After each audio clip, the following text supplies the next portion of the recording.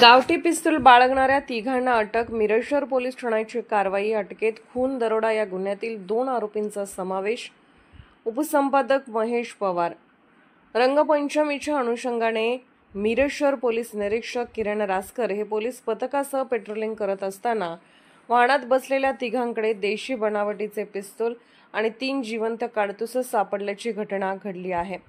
कमांडवेस जवळील fire brigade station लगत असलेल्या चौकामध्ये फॉर्च्युनर गाडी, त्यामध्ये 3 इसम हे संशयास्पदरित्या थांबले असल्याचे पाहिल्यानंतर पोलीस निरीक्षक किरण रासकर यांच्या पथकाने वाहनाची झडती घेतली. झडती घेत असता त्यांच्याकडे देशी बनावटीचे पिस्तूल आणि 3 जिवंत काडतुसे आढळून आले. ताब्यात घेतलेले अक्षय बजरंग खोत वय 29 वर्ष, अमर उर्फ संतोष जयराम खोत वय 32 वर्ष, अविनाश बबन हारगे वय 28 वर्ष या तिघांना ताब्यात घेऊन मिरज शहर पोलिसात तिघांच्यावर गुन्हा दाखल केला आहे.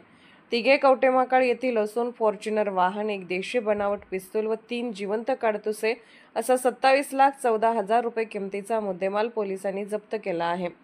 यातील 2 आरोपी हे सराईत गुन्हेगार असून त्यांच्यावर खून, दरोड्यासारखे गुन्हे दाखल असून मिरज शहर पोलीस अधिक तपास करत आहेत. ही कारवाई उपविभागीय पोलीस अधिकारी मिरज प्रणिल गिल्डा यांच्या मार्गदर्शनाखाली पोलीस निरीक्षक किरण रासकर, सहाय्यक पोलीस निरीक्षक अण्णासाहेब गादेकर यांच्यासह डीबी पथकाने केली आहे.